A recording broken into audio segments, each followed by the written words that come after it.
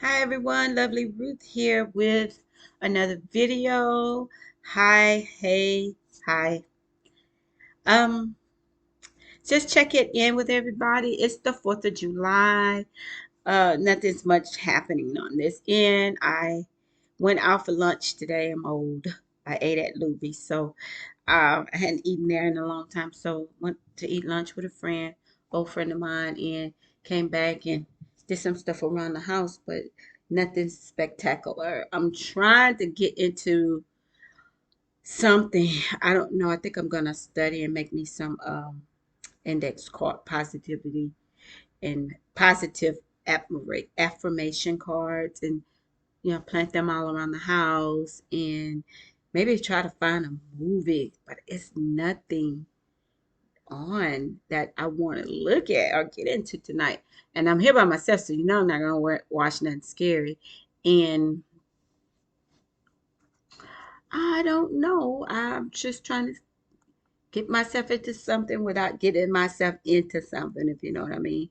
Um, I was looking at I was looking at this wig today, my hair today, this morning, and I said, you know what?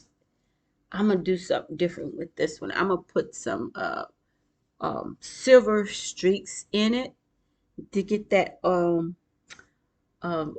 older mature kind of look, and it went well. I mean, it really went well today, and I'm like, I'm so proud of myself when it comes down to styling my image or whatever, or styling my wigs or whatever. I'm proud of myself because I am able to be creative. I've always been creative in that area. I just don't throw myself into it. I should, but I don't. And at the moment when I do create something, you know how you get that feeling of accomplishment when you do something that you didn't know how the end results was going to be. And so, oh, I can't see. These are my faraway glasses. They're not my up glasses. But anyway, that feeling when you accomplish something that you wasn't even expected it to turn out that way. That's the feeling I get when I um create a style for me and a look for me for a day, that day, and find the perfect outfit to go with it. And it makes for a good day when you're feeling like, hey, I look good. You should always make yourself, feel good, feel important. You should always feel important.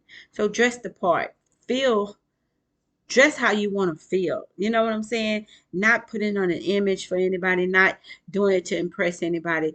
Do it for you. You know what I'm saying? So it'll make your day, and then you may even find yourself getting into something nice, or finding some new missions and things to get into. So you should try putting yourself first, try loving on yourself. And if you love on yourself, you're going to give yourself the things that you feel great about. You know what I'm saying? The things that make you feel great. So um said that to say this, I hope you guys are doing that for yourselves.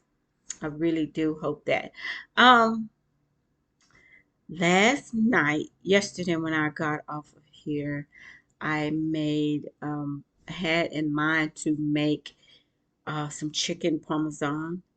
And it's like, I wasn't really hungry. So time passed before I know it when I'm sitting here and recording and I'm, talking. Time had passed before I knew it. It was 11 o'clock. I had to go take a shower. And then I still had to cook because I thawed out the chicken. So I didn't want to refreeze it over and over again. So I said, I'm gonna cook it, threw it in the oven. I'm crumbed it, threw it in the oven, baked it, put me some sauce on it, some cheese. So that's my chicken, and I didn't have nothing to go with it. So I bought me some. Let me tell y'all, I can cook when I want to cook. I can really throw down when I want to throw down with little to no ingredients. I can be creative in that area too. So I bought some spaghetti. Bought my noodles, and I took a half a stick of butter and some garlic. I poured some. garlic powder in there, some black pepper, some parsley flakes, and some what else did I put in there? Some lemon pepper in there a little bit, and I sautéed it. I mean, I melted the butter, and I put some grapeseed oil in there, a cap full of that, and then I made my. It was like sauce, right? And then I put my spaghetti in there, stirred it up, got them all switchy and seasoned, and then I put some Parmesan cheese on it, and then I threw a little half cup of shredded cheese, and oh, the pasta was, mm, it was so good. It was so good. So I put that down there, and then put my chicken on top of it, and it was good. So I made a big pan of it, and I mean, I gotta be able to eat it all, and I don't know who would want to eat some. I should have gave my sister some. Yeah, I'm gonna call her. But yeah, I cooked that last night. I think I'm gonna eat that for dinner tonight if and when I get hungry. Um, hopefully I won't eat like I ate last night. It was so late when I ate. Um, and it was late when I got through cooking, and I cooked it, ate, then jumped in the shower, and I tried to stay up and took. I couldn't go to bed on a full stomach, so I stayed up a little while, and before you know it, it was two something in the morning. And I said, "Oh my God," and I fell asleep. So that was that. I was so tired today, but restless. You ever got restless before? That's how I felt today. All restless. Um, what my sister name is here? Carolyn. Anyways, I did that, and I'm tired right now. I'll tell you that much.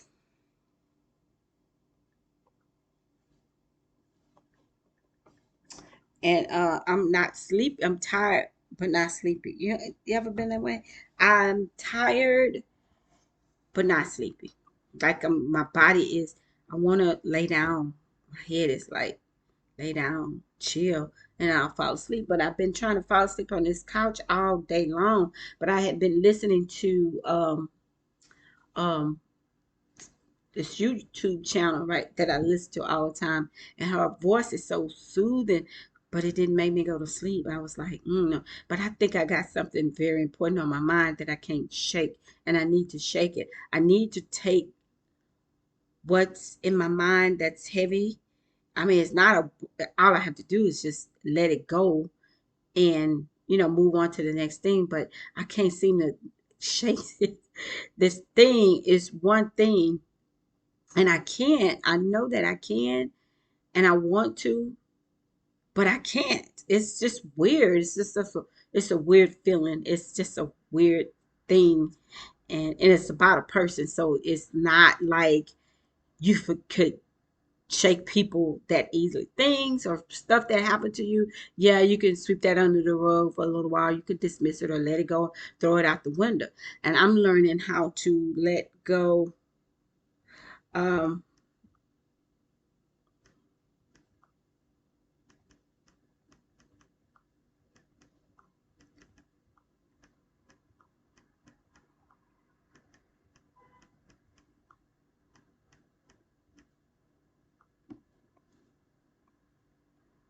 See if my sister's gonna answer.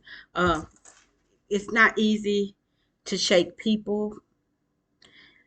Circumstances you could, you can, but people is kind of hard for me. I'm that type of person that, first of all, I love hard. If you come into my midst and I click with you, or even let you have an ounce um of my life, or my, you know, uh, any kind of connection with me, then you in there. You're in there until you um lie, cheat, or hurt me. You're in there with me. And those people that come in your life and they walk away, or they're in your life and they like don't want to be there no more, it's okay to let them go.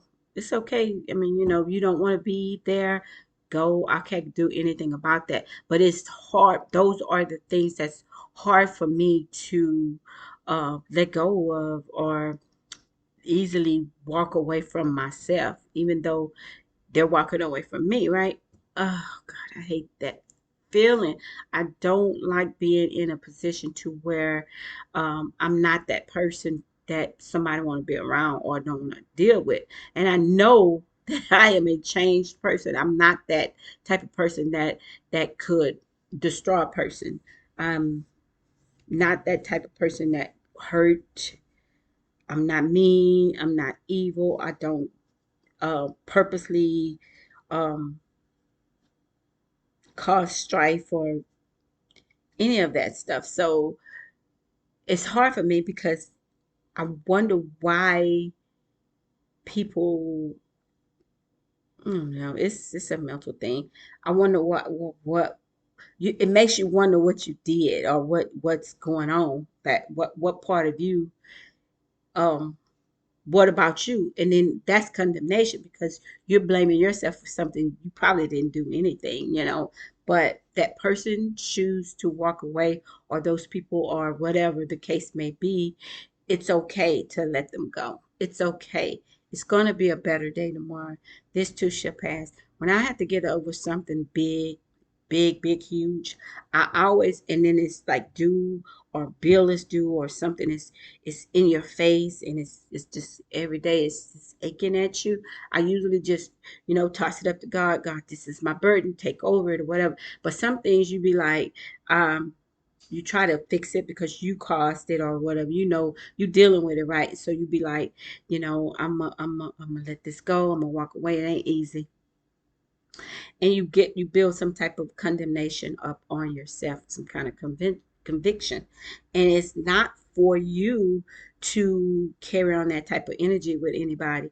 Um, if they choose to be mad at you, if people choose to not love you, if people choose to not want you in their environment or in their lives and stuff like that, then it's okay. It's okay to say, hey, you know what? I don't need to be there if you don't want me there. You don't want to be nowhere where you are hurting someone or making someone feel uncomfortable because you wouldn't want to be in that situation. You wouldn't want to be um you wouldn't want somebody always, you know, calling you and knocking on your door and looking for you and don't have anything to talk to you about, but they're still looking for you. And yeah, you don't want to be the person on the other end of that because that's no. So walk away, let it go, breathe. This too shall pass. Breathe in, breathe out. This too shall pass. God sent people in our lives for a season. Sometimes it don't even be a season. Sometimes it may not even be for that person to be in your life. We tend to cling. We tend to attract things we shouldn't attract, people we shouldn't attract. And we know this. As grown folks, we know what's not good for us, but we still want to, taste it. We want to test the waters or, we want, like it's just gonna be. I'm just gonna fight, see what's it about. I'm curious or whatever. But you can easily get attached to those things that you don't need. You can easily get attached to the people that's not good for you or right for you. Not that they're bad. I don't attract bad people. I don't attract evil, mean people. Evil can't lurk in my environment. I mean, if it comes, it's got to go immediately. But I'm talking about people who, you attract and they can't help, they don't even know why they're, there, but they come into your life and by, we supposed to be two ships passing, but we tend to stop and look or stop and experience or we want to, see what's up, and it's not meant for us to be with this person or whatever, but we just stop. You know how you stop and look at roses and see the beauty of them, or you stop and you look at high-rise buildings or something like that, that you're it's beautiful to you, it's nice looking to you, and you just want to glance at it for a second, and then you come into that thing where I want it for now. I'm like a kid, I want it for now, and then it's like it's not meant to be, and if it's not meant to be, and you gotta let it go. It's like you gotta let it go. Some things we have to give up, like ice cream and sweets and all this other stuff. We don't want to, because that's a pleasure to us. It's like a sweet temporary pleasure to us. And that's how sometimes people get, you know, when we don't need them, and they're just there for a moment, not necessarily a season. You don't have to keep people around for a whole season. A season may even be a day or 2 weeks, maybe, a month. You know, test it and try it and let it go. It's not like you throwing away people. You let them walk away if they want to walk away. It's just like you don't want to be clingy to anything, really. That's a problem. You don't want to be too clingy to things or people. So I don't know. I like this guy, right? And I found him very attractive. I like his eyes. I'm attracted by people's eyes for some reason. It's in the eyes. To me, I could see people souls in their eyes. And I was one of those shy, timid people. I don't look them in the eyes or whatever, especially because I think looking into someone's eyes that you're flirting with, you can easily get attached. It's like, okay, so I don't know if y'all saw the movie Pretty Woman, and she was a prostitute, and she was that guy's date, and she wouldn't kiss him, because she's, like, I'm not gonna kiss because I fall in love. I don't want to fall in love. I don't want this to be intimate. I don't want it to be personal. I'm not gonna kiss. Well, to me, it's like their eyes. It's like I would get attached. I would get, you know, I'll fall for them. And I don't. I'm not. I don't know, because I'm not out there a lot. I'm not from guy to guy. I don't even hardly meet guys anymore.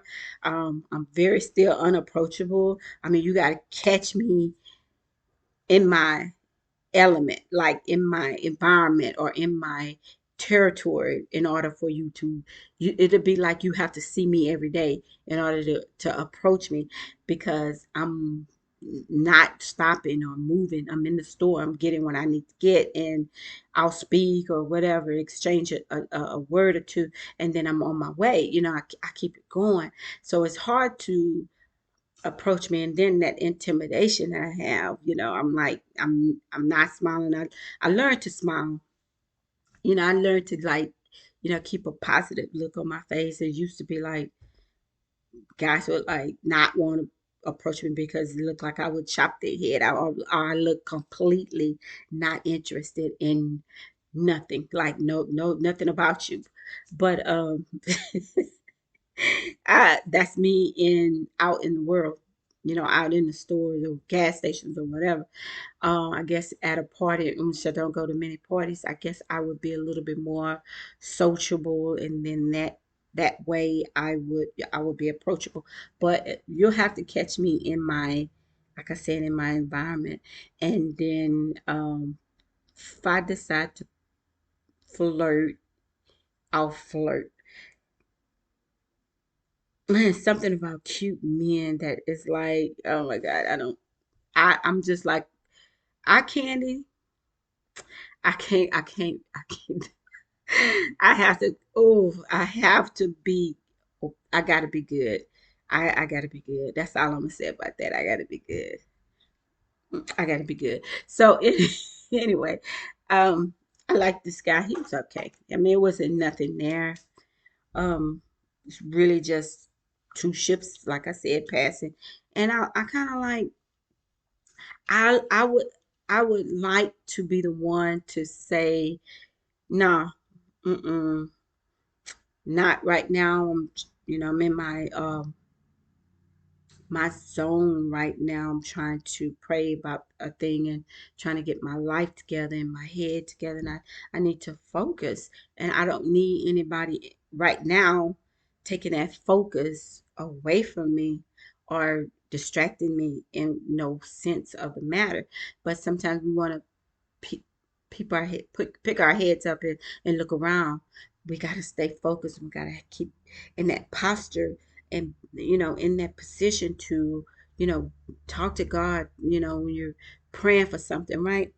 And so I can't stop, I can't stop and entertain, you know, things and people right now because I don't have the luxury to do that. And I'm on a mission to accomplish a thing. And for one, I can honestly tell you right now, I don't have my life together. I have God, and that's important to me. Um, I need God in my life, and I have to put Him first. He has to come before all other things. Now he will allow me to have a life. I'm not saying I'm gonna bobble thump and bring everybody into the fold or whatever. And I want you to know God like I know Him. You know what I'm saying? Any chance that I get to be a light or any kind of encouragement that you need from me, I want to be that. I want to be that. You know, but then on the same token, I have to, stay on my knees because I'm asking God to use me as a vessel to do His work. And if I'm doing my own thing, he it's no room, and I want it to be room for that. And I want to be grounded, and I want to be strong enough to have my Christianity and then also have a relationship with somebody, a strong, solid relationship with someone. But I can't go over here and do this by myself because I know I know what I'm gonna attract. I'm gonna attract busters. I don't know why. I feel sorry for the underdog. I guess I feel like everybody needs to be loved or everybody needs attention, ugly, good looking, or whatever, broke or rich or whatever. Everybody needs some type of attention. Somebody need to know that they are loved and they're loved by God. If anybody else reject them, God won't, And so that's just my safe haven, is to live the life of a Christian that will put God first and that will everything else can follow. Everything else good should follow, right? So yet again, I'll let somebody, you know, come into my environment and I got I'm worse. I'm the worst person to have as a friend as far as a guy because I can't give you what you're looking for because I'm not ready to give anybody anything of me because I have to be mature in the Lord. Because if I'm not, it's going to burn and crash. It's not going to work. It's not going to last because it's got to be built on a firm foundation with God. Some kind of way, somehow, God has to be in that relationship. And so if I'm picking them, it's just that's just what it is. I'm picking them, and I will know their substance. I won't know who they really are, until it's too late, and I don't want to go through that again. All my life, like Cicely Tyson, like Color Purple. All my life, I dealt with men that I singled out or I flirted with, and wasn't sent by God. It wasn't like, here's my kingdom son. I want you to uh, be mature and you guys come together. And that's just not the case right now. It's coming. I think it's coming. But right now, I have to be a full, mature Christian in order to be able to recognize and um, stay planted in a relationship, and that's what I want to do. That's what I want to do. In the meantime, I keep telling God, God, I ain't getting any younger, and He tells me, hey, don't worry about that. A guy gonna see you. When this guy that I meet or that's coming my way, he's gonna see me. He's not gonna see anything else. He's gonna see me. I'm gonna be transparent to him, and so I won't have to worry about aging gracefully. I won't have to. I'm not. I don't. I That's not an issue for me. Um, but I do try to keep myself up and saved and set aside, and but I want to be. I do want to be um prepared. I want to know how to talk to people without um saying the wrong things or giving them the wrong impression. I have a friend. He's To me, he's a friend. He loves the ground that I walk on. He's older gentleman.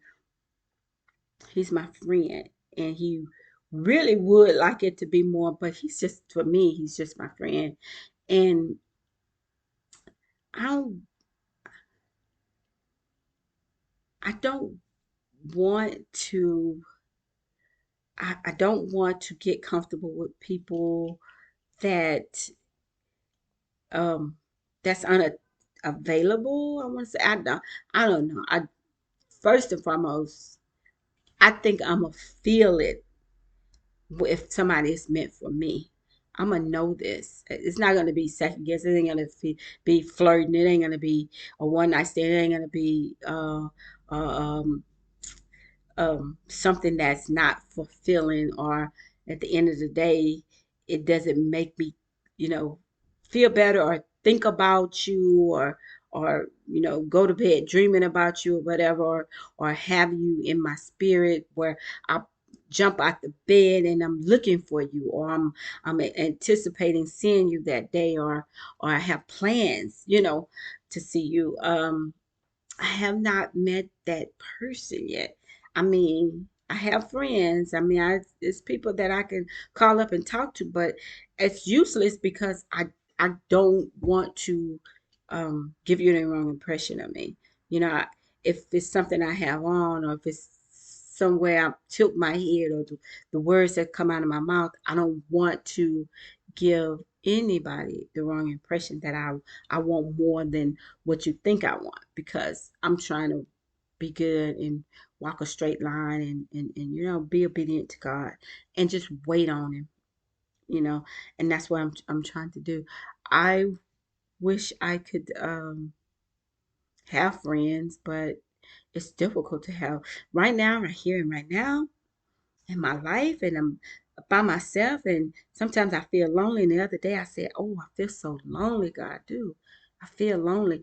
And that's not indicating that I need somebody here in my bed, even though I'm here by myself and I'm grown, I can do what I want to do. But why would I do what I want to do when I have, King Jesus looking looking out for me, and I can't keep messing up and going to God and say, God, I messed up. Forgive me, but I need this. I can't be all over the place with God. You're supposed to be sound, my body and mind, right? This body is not even mine. It belongs to God. So I'm not gonna mistreat it. I mean, back in the day when we were young, we don't know, our brain's still developing. But now that I know things that I know, I can't just give any. I'm not for anybody. I'm not for just anybody. Anybody can't help me. If I'm making it clear, I'm not for everybody. That's what I want to say. Not for everybody. Um, yeah. Uh-uh. So now I'm a little wiser. I'm older, so some things that changed. about me. A lot of things that changed about me, but it's some things that changed about me physically that um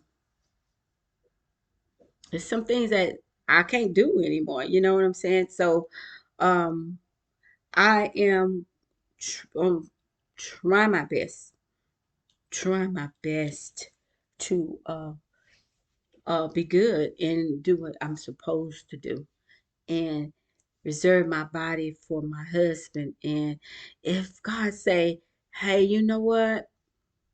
I don't want you with a husband. No, I need you to do this, this, and this.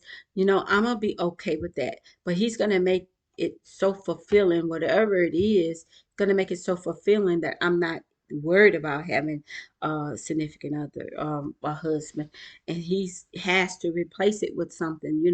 And so even if he do that, I'm okay with that. I'm okay with that. But right here, right now, I'm asking for a husband. I'm asking for a good man to come into my life. And like I said, not just any man.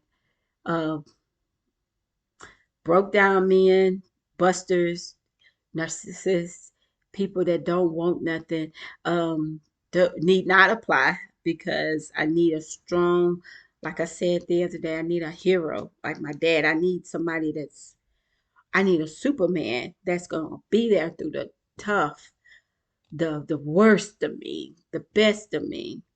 Um, when I'm not there, when I'm in my sick bed, or if I lose my mind, if I want him to be there. You know what I'm saying? I want him to go through it with me. I want him to hold me and tell me it's gonna be all right. Even when you think I'm not hearing you. Um, but weak men can't do that. So I know God is not gonna send me nobody that would not fit that description. Yeah. But you got to be careful because Satan is busy. He's always trying to tempt you with things and make you believe that this is from God and it don't be from God because the first inkling you get, first red flag you get, and it's gonna be red flags, and you didn't already got involved with this person and you don't want to let them go. You kind of want to give them a chance, like maybe I didn't see that red flag, or maybe he didn't really just ghosted me, or maybe he no, that's just me because I'm too busy and he too busy. And and then we give people excuses. We tend to give people excuse after excuse after excuse to make them seem better in our minds and in our eyes, but in our hearts we know the truth. We know these people are not for us, or not meant to be around us, and we have to we have to laugh it off. We have to chalk it to the game because we made that mistake, right? We fell, we slipped. We didn't fall, but we kind of like hit our foot on a stump, a block, and you know how you almost slip and you get up, you kind of like catch yourself and you kind of like run, like play it off like, oh, I almost fell, that kind of stuff. We have to perform like that, like, okay, you almost had me, and move on because if it's our fault, we slipped a little bit, and then we dust ourselves off and we move on and we try not to make the same mistakes over and over and over again. Learn your lesson. If possible, learn your lesson the first time so you won't keep meeting these cute guys that's staring in your eyes and flirting with you and making you this tall, right? And you falling for that temporarily and you don't need that. So I am mature enough to say that every now and again, every blue moon, it's like I want to flirt back. I want to see if I'm still human. I want to see if I'm really sensual. That woman, we never want to lose our womanhood. We don't want to lose our femininity. We want to always feel voluptuous and cute and soft and pretty. We always want to feel like that. And every once in a while, we need somebody to tell us that. We don't really need nobody to tell us that, but it would be nice to hear that. Like somebody say, "Oh, you're so beautiful." You should already know. You know, it goes to say that. if your parents are not telling you you're beautiful and you're this and this and this, then when you hear it from the first man, you all in love and you fall for. You should tell yourself. If your parents didn't tell you, tell yourself, because God doesn't make ugly.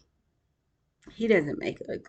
So every once in a while, though, we like to hear, man say, "Oh, you're beautiful."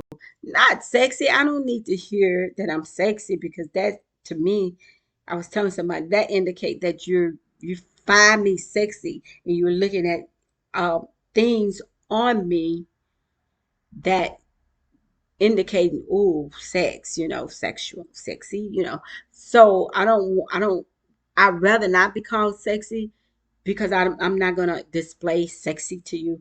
I'm just gonna display who I am from the inside out. So beautiful, cute, even um nice looking, or you, it's something about you. Those kind of little comments, they they'll do. They'll do. But like I said, don't fall for the okadoke. You don't need anyone telling you how pretty you are, or how beautiful you are. You don't need it. It's nice. It's a nice little thing, and of course, you be grateful for it, and oh, okay, yeah, thank you. But it's not gonna swell my head up. It's not gonna make me like, oh, I love it. It's not gonna make me do that. But it's nice to hear that every once in a while. But you know who tell me all the time that they love me and I'm beautiful and I'm kind and I'm sweet? God does, and that's enough. That's enough for me. And my mom, she used to like always say, "You're so beautiful." I mean, even in her last days, like when she was going into dementia, and when she went in and out of it, even prior to going in, and she was repeating herself. And every time I would walk in the room, she'd say, "There's my baby. You're so beautiful. You're so beautiful." She would always tell me that. And she thought, I don't know, she for a while she would call me her baby. And my other sister would say, "Mama, that's not your baby girl. Sarah's your baby girl." And she'll say, "I know that, but she's still my baby." She would refer to me as her baby. And all the things, all the time prior to all of that, she would always call me fat. But she would say, "You're so fat. You're so fat and pretty." Like fat would mean good to her. Like that's good to her. It's not like fat, like big and out of shape. She would use that as a gesture of love, which most people would be offended by. And one time I say, "Mom, I'm not fat. You ought to see half of the people that come in this house." She said, "No, I don't mean it like that. I don't mean it like that." And so she was explaining to me, and then I was like, I embraced it. I said, "You know what? I am what I am. You know, you made you made me. You was in this little thing called birthing, and so hey, this is what you get." But she would always like, I love you, and you're so beautiful, and this was all toward the end, but I always knew my mom. I always knew my mom loved me. It's just that with so many of us that she didn't have time. She had to be on the lookout for the worst ones, the troubled kids instead of me. So it was like me and my dad, So I love my old man. I really did. But you know, it is what it is. I really did love him. Really did love my mom too. I was reminiscing, actually talking to them last night. It's weird. I know y'all think I'm weird, but I was really having a conversation with them, saying all the things that I needed to say. And I was saying that I hope they're proud of me. I hope I don't disappoint them by what I'm going through right now. I hope I didn't let them down, because they raised a good person. I had good parents.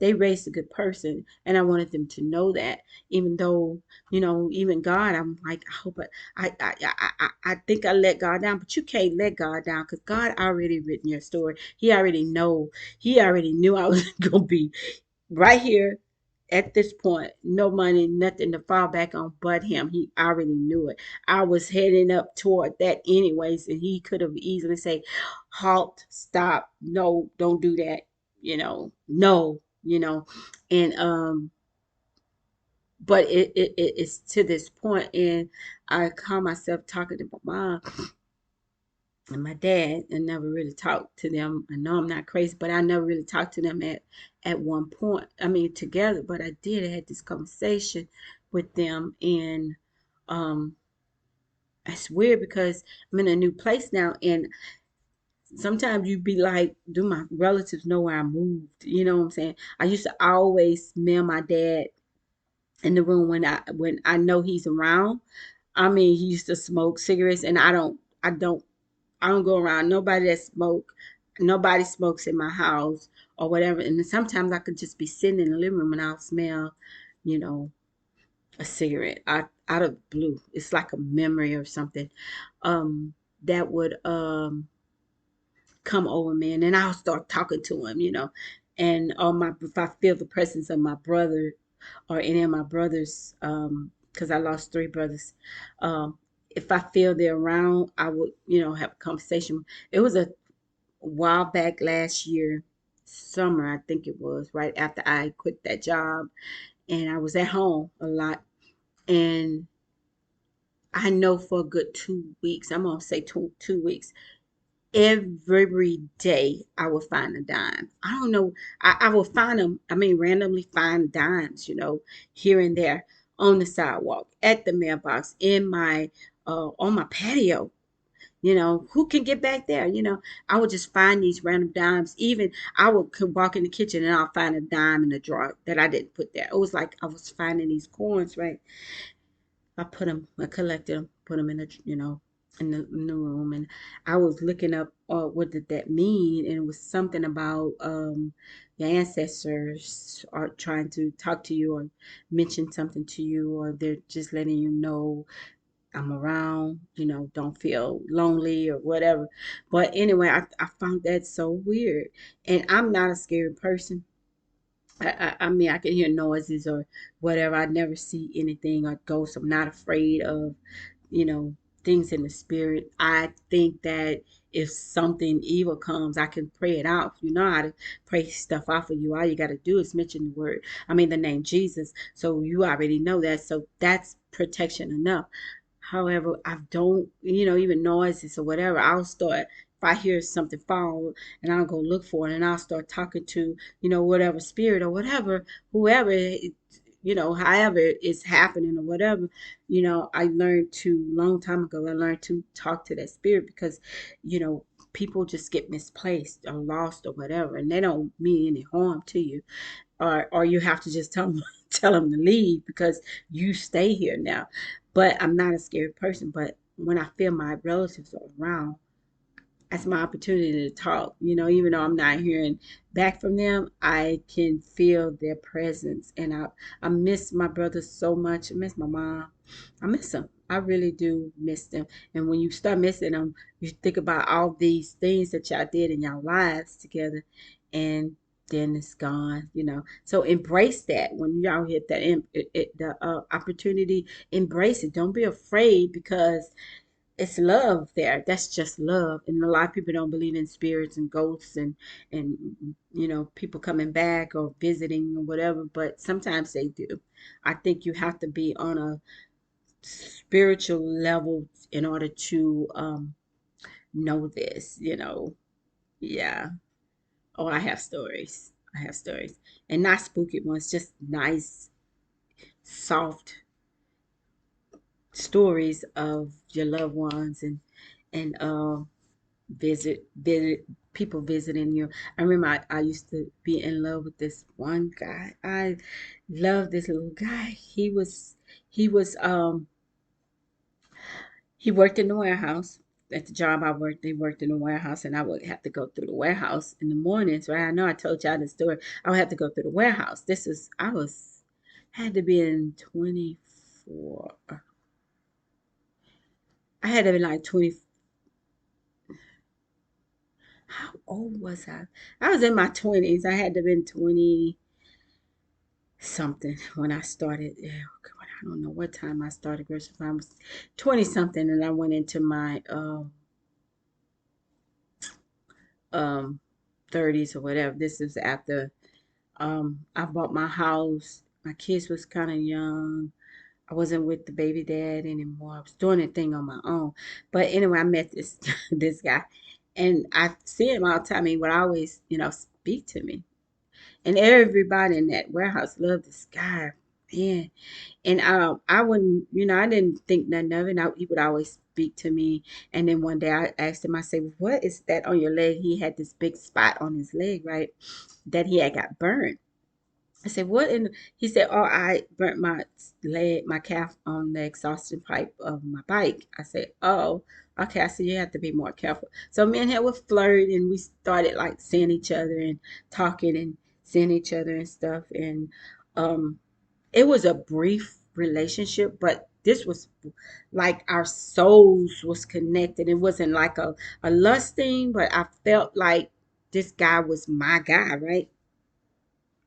And I never really had a relationship after a real good relationship that I felt something with, And so he was, he had a little daughter, and like I said, everybody knew him. He's very popular, um, dark skinned guy. He was handsome to me.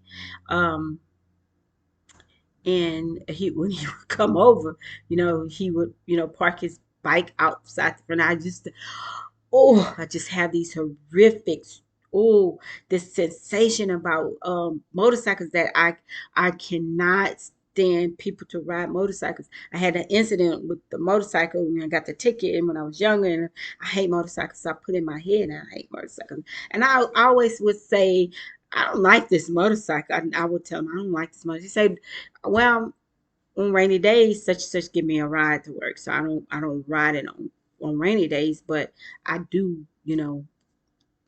this is my transportation. So I'm okay with it. And I went to work. It was like a couple of months after that I went to work, and I was walking down that, oh, it was so sad. Walking down that warehouse, and everybody was like crying and sad, and it was just like something was going on. I didn't know what it was. Somebody told me, "You heard about Albert?" I say, "No, no, what about him?" You know, and he had an accident. He died on his motorcycle, and that kind of crushed me. It was devastating to me. It was like it was a big part of me torn out, just ripped out of me. And like I said, it was a new relationship. I didn't get to meet his family. I didn't get to. It was like, yeah, we didn't even get there yet. We didn't even claim each other as boyfriend and girlfriend, but that was my man, whether he knew it or not. And so, so his family was. I saw his daughter. His family was there. Everybody was like there, and was like. I sat in silence, and my heart was like, nobody kind of really knew about us or knew that we were seeing each other or whatever. It was like, we didn't have time to we didn't get the time to get a relationship off. And I don't know, it was just something. I just didn't even have time to I didn't have time to say goodbye. You don't have time to say goodbye to people. That's why you can't be mad at people. You cannot. Even if you're not mad, you keep in touch. You say hi, especially if they're here. You know what I'm saying? So I couldn't rest. I couldn't sleep. And I was talking to this girl in my family. She's part of my family, but she wasn't. And she was saying, just pray about it. He'll just ask God to just bring him to you, and I did. I say, "Oh, I want to see him so bad. I just want to say, I just want to make sure he's in the right place, and I just want to make sure he's okay, and that I want him to know that I loved him." And one night I went to sleep. He came to me in my dream. I was like, and people think this is crazy because you see it on The Sixth Sense. Before that movie came out, this happened before that movie came out, and it was like I was laying there, and I was actually having a conversation with him with my eyes closed, and I was like in the middle of going to sleep and sleeping, but at that first stage. And I was like, I was talking to him. I said, "Are you all right? Do you know I love you? I don't know how this happened. I wasn't ready for you to go." And it was like, I felt something for you. I don't understand why you had to leave. And He was like, I'm okay. It's fine. We good. I'm good. I'm good. Just take care of yourself. Just just be, I just know I'm in a good place. And it was like after that I was okay. I made it after that. It was like I did not want to let that man go. It's just like what happened? That was my soulmate. That was my guy. And maybe I was too young to realize that I loved that one, but I did. I did. And so that death thing, I experienced it with him. I experienced it with my baby brother when he passed, and I had my two kids, and he didn't get to meet any of my kids, because he didn't get to meet my daughter, so he had passed away. And I was pregnant with her, and he came to visit. I saw him clear. Um, he came to visit me, to see them or whatever, and you can't be afraid of those moments because we are all spiritual beings. We're spiritual. We're more spiritual than we are fleshy. So we can experience that if we open our minds and we allow it. Allow ourselves to be spiritual and meditate and be spiritual.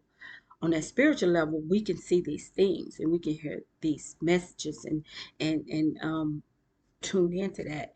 Not a lot of people can, but some people can. But I've never been like my mom was like my mom. My mom was scared of ghosts and stories. My dad used to tell her and stuff, and I don't want to see it. Frank, I don't want to hear that. She was very, very fearful of seeing ghosts, and he would see ghosts. He would just like, Trudy May, you see this woman standing here? No, don't tell me that. Don't tell me that. She'll go in the other room, and she just was terrified of it. And she made us fearful of it. And it was like, what could you do? A lot of people ask me, why do I sleep in a dark room? Because I want the serenity of the coolness of the it's just cool to me. It's like, it's silent and it's cool, and I'm not the I used to couldn't even sleep with a night light in there. I couldn't sleep with no light coming in. I had to tape up the little red dot on the TV to cover it up. I had to be in complete silence and complete dark, and to relax. I never was afraid of that, and now it's like, my grandbaby, when he was growing up, he wanted, when he come visit, he had to have a night light. So I then got used to having a little light come in there, or the kitchen light, or little lights there on in the kitchen, so that would go through my room. But far as I'm concerned, it's serenity and peace as I sleep in the dark. Because I, even if, like I told my sister, if I wake up and see something, I don't want to see it. I can't see it in the dark. So I don't, I'm not a scary person. I don't want to ever, I told myself I'm not going to fear anything like that, because God fights my battle. God is with me all the time. And Jesus' name is so powerful. So I'm not afraid of that. And God said, do not be afraid. So, um, but yeah, talk to them. I was sitting at the house one time, and I had, moved into my house, my first house, my beginner house for my children. And I was sitting in there, and they were gone somewhere. And I was sitting on the couch and I was watching TV, and containers was coming out of, just falling. I mean, I used to pile containers. I could, we do not like to throw away containers, but I had containers in my little dish rack, and they were, and dishes and stuff. And one time they was just falling out the thing. They was just falling on the ground and falling into the sink. And was like, I got up and I'm like, hey, what's going on in this kitchen? What is the problem? What is it? Talk to me. Whoever this is, talk to me. And I don't know if it was that old lady that stayed there. I don't know, but I had that conversation, and it was cool. I know my dad was there all the time. And so one day, another time after that, because poor people, poor people, I had had some containers on the side of the stove, and then the containers was here or whatever. And the I would have the burnt. We didn't have central. My central heat thing just went kaput. so I couldn't turn it on because it almost caught on fire one time. So I had the fire on to keep the house warm or whatever. Poor people.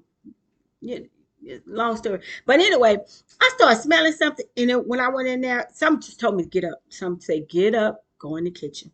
Just a voice, still voice. Get up and go in the kitchen. I went in the kitchen, and the whole stove was on fire because a container had fell on the fire and the plastic top, and it started burning. And it was like, oh my God! But something told me to go in there, and so I did, and that happened. I just like to keep my eyes and ears open for messages. I mean, I found a little note where it was folded up, but it had my daddy's handwriting. It was a message that had my dad and daddy's handwriting. And then I would say, how in the world did that get there? It was in a windowsill, and it was like all the time my windows in the back room was open, doors was open. I mean, burglar bars would just spring open, and what it was just weird. It was a weird environment, but it was okay by me because I don't fear um evil spirits or nice spirits or whatever. I cannot live in fear like that. You supposed to fear human beings more than you do spirits, because what can a spirit do to you, right? Unless it's those kind. So you got to stay prayed up. You got to be you got to keep your faith and um keep your posture in God. That's all I can say about that. But it's a lot of weird stories that happened to me in my life, which I laugh about because we're all protected by God. God loves us. He's not gonna let nothing like that, nothing crazy happen to us. But back to my boyfriend. I loved him. I miss him. He's always in my prayers. I wish I could meet a guy like him, or that was so kind and gentle. Um, that's what I think that's what I look for. That's what I'm looking for. Maybe if I didn't have that in my mind, how nice and perfect he was for me, and then my dad being this superhero to me in my eyes, and that's kind of what I want. What I lost is what I kind of want in a man. So,